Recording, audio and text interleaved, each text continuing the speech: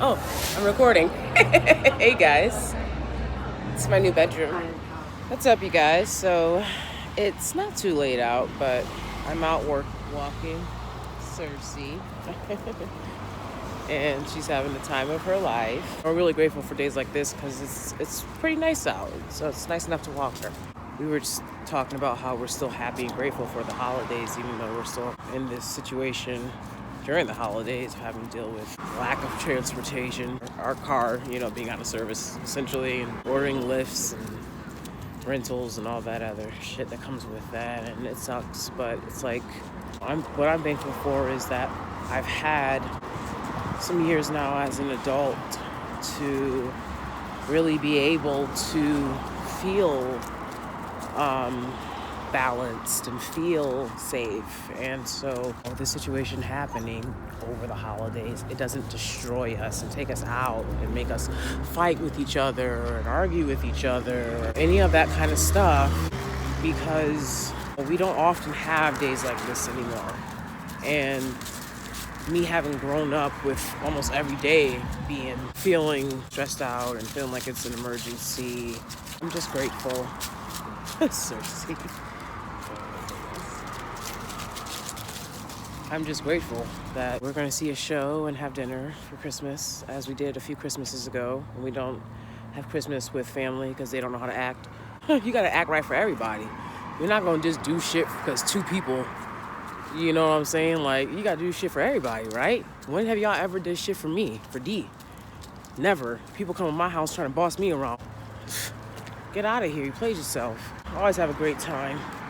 Like I said, a couple Christmases ago, we had dinner in the city and we saw The Lion King, and we were late for the show and the cast had to wait for us. So sorry to the cast of The Lion King. It was a great show, but a lot of kids. So this show that we're seeing on Christmas definitely won't be for kids, and we're really excited. As an artist, I have to stay on top of the latest shows and what's going on and what's hot and what's popular and why do people love this show and stuff. That's the kind of stuff that I have to stay on top of and want to stay on top of and enjoy doing that. I'm finding myself being a lot less judgmental nowadays, and of all of the situations around me, being kinder to myself. That's always important. Yeah. This is an unexpected vlog. The unexpected vlog with you guys. My little nerdy glasses on. Now I'm going to go into Target and get some wrapping paper for all the little gifts that I've got for my dog and my cats and my husband and me. What's up, you guys? So I just got back home from the dentist, which is actually a really good visit, and I was really happy that happened because I went to the doctor's yesterday, and that was not a good visit. I mean, it's not a free service. So, in any service, you should be able to talk to someone about the problem. And because I've been going to the same place for 8 years now, and I feel like health-wise, I'm not improving on a lot of things that I've brought up time and time again. Health is everything. Mental, physical, but they won't pay for you to get chiropractic treatment, natural treatment. Right? They want you to be hurt and sick until you need their opioids, and then you get addicted. But, honestly, as Black people, you don't have to worry about that. I don't even know why they have Black people in opioid commercials, because doctors do not give Black people opioids. Doctors do not give Black people medicine stronger than Advil. It doesn't happen. I've never heard of it. It's one of the reasons why we're not affected by this epidemic. Black Americans are not affected by this epidemic. And to say anything else about it would be a lie. We're not affected by the epidemic. I don't know anyone in my family or anyone that I know or love that's addicted to opioids, whereas a lot of white people that I know, someone in their family is addicted to opioids at this moment, someone they know and care about. That's a fact. Anyways, so thanks for not helping us out ever, because it actually ended up working out in our favors, I guess. I'd rather do things more holistic approach, a more natural approach anyways. But healthcare is important. Mental, physical, going to the dentist, staying on top of, your health is so important. While we're here, I'm not trying to be in pain and inconvenience whilst I live and breathe on earth. That's insane. You know what I'm saying? So the dentist is very nice. Yes, of course, race doesn't play as much of a factor as it does in general practitioner healthcare. So obviously, I don't need to have many conversations about that. But I did have to speak with them about the fact that many years ago when I got the feelings that I got, They told me to get silver, and they also told me that to get silver because it would last longer. And everyone, there's a whole bunch of research. I got to do more research into it myself. But from what I've heard from other doctors, these silver fillings are not necessary. Everybody knows that they do it to get money. And the mercury from the silver fillings like leaks into your body and causes all sorts of problems, which I worry I might be dealing with at this moment. And they're putting that into our kids' mouths. Poor white Americans and poor black Americans. That's what I see. Mouths full of metal. So anyways, I'm getting that shit taken out and replaced with ceramic, which is more expensive. But again, that's why you know, I couldn't do it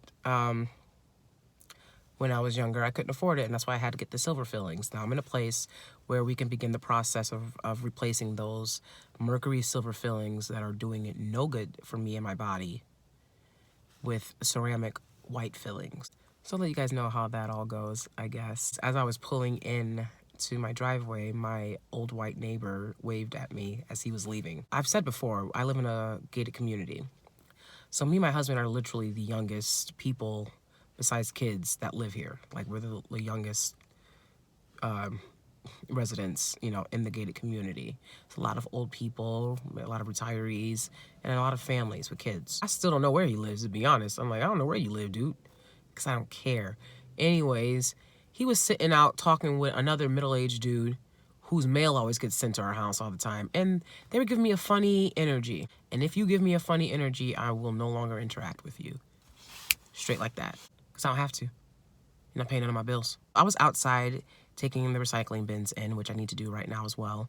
And he was like, oh, you haven't talked to me in so long. And I was like, okay, I don't know you, dude. I'm not outside like that. He was like, yo, you don't say hi. I was like, well, I don't really see you. So, oh, and then the guy next to him was making weird faces. Oh, you goofy ass motherfuckers. Pop off. For real, pop off. I'm not impressed. Don't let my husband fool you. Y'all keep letting my husband fool you, and it's gonna cost you. And that's exactly what happened. He thought that no. We a team over here, and I'm the crazy sexy part. And I'm all right? It's teamwork over here. All right?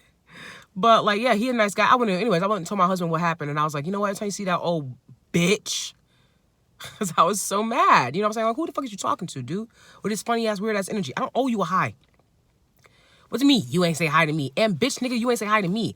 If you say hi to me, you would have noticed I would have said hello back. I'm not your slave. I don't work for you. That you should be expecting me to say hi to you first. For what? For what? You're not some old dude. You ain't bring over a shepherd's pie. You didn't bring over corned beef hash to welcome me into the neighborhood. No, you did not. Y'all said hi the first day we moved in, and we never saw y'all again. The fuck? So anyways, I was pulling in today. What does he do? He saw me, and he waves. That's what I'm talking about. Y'all gotta learn manners. I'm not engaging with you. I literally ignored the shit out of him. I was like, oh, okay. And I never said hi to him afterwards. Every time I saw him afterwards, I made sure I never said hi to him. So I don't owe you a hi, bitch. So now he understands that if you want someone to say hi to you, why don't you say hi to them? See, I don't give a fuck if you say hi to me, bruh. I'm not gonna knock on your door and ask for a cup of sugar or some eggs. I promise you. There's nothing you can give me. There's nothing you can do for me. And so, you want to interact with me for some bizarre reason, then interact. The fuck you think I'm gonna do all of that work? And see, when you're Black American, people expect you to do all the work socially. Trust me on that. They expect you to do all the work. I'm not doing any of the work. No, that was a step in the right direction for him. Now if I see him, you see what I'm saying? And his wife said hi to me the other day. She was very, she was trying to be funny too. I don't know if his wife or some other, I don't know who these people are. But all I know is if you want to say hi to me, you say it first. I don't know what your intentions are. I don't know you people. People that look like you got y'all looking crazy on social media right now. So I'm going to keep my distance. I think that's fair. All I've gotten from you, look at my husband's family. So I've gotten nothing but really a lot of negativity. That older friend that I've told you guys about, what a phony fool. What a waste of my time.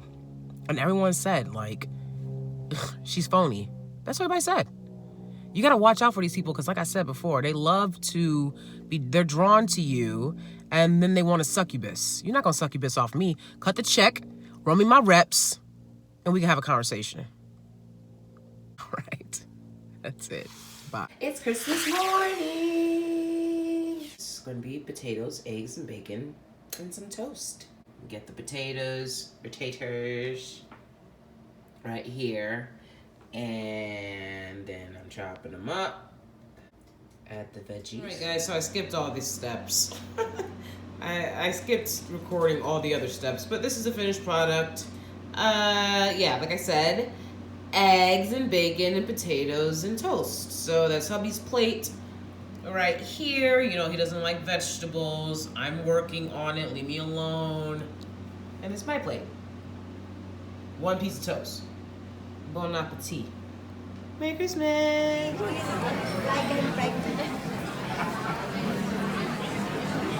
I look like my sister.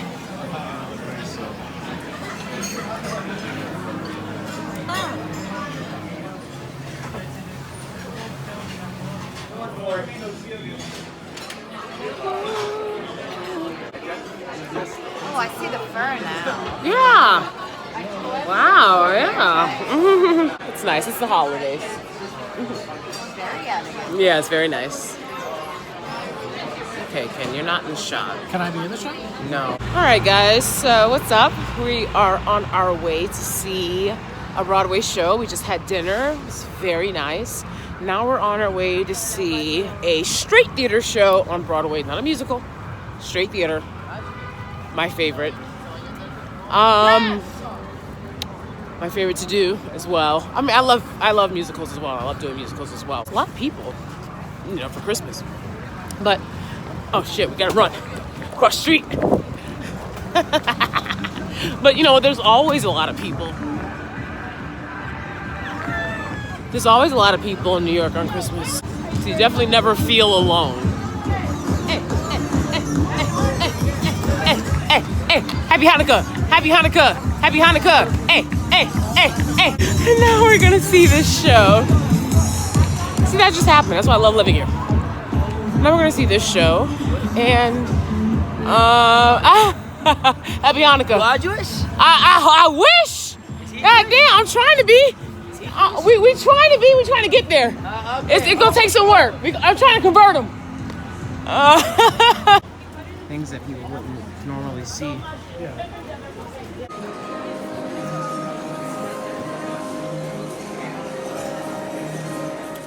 Just finished seeing the show. Where's the show? That's the show. I'm waiting for the actor, you know what I'm saying? Where he at? Where he at? Taxi guy. This taxi guy. What's up?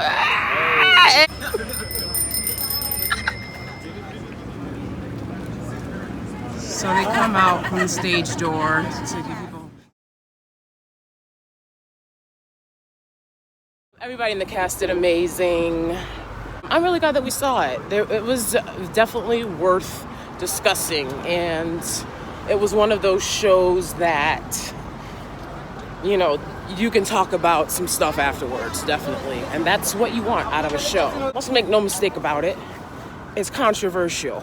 Subject matter was intense, especially as a descendant of American chattel slavery. But I talked to one of the Black actors after the show, and I was talking to him about how that was something that so many of us were concerned about. And I will have to say, someone who is very intense about this shit, someone who has, as an actor, done shows of this kind of subject matter, dealing with race, and that work was just so amazing. All of them really it was raw. It was inspiring. Could it have been named something different? Yeah, it could have. Based on the subject matter, it could have been named a lot of things different that maybe wouldn't have been so triggering to the Black audience.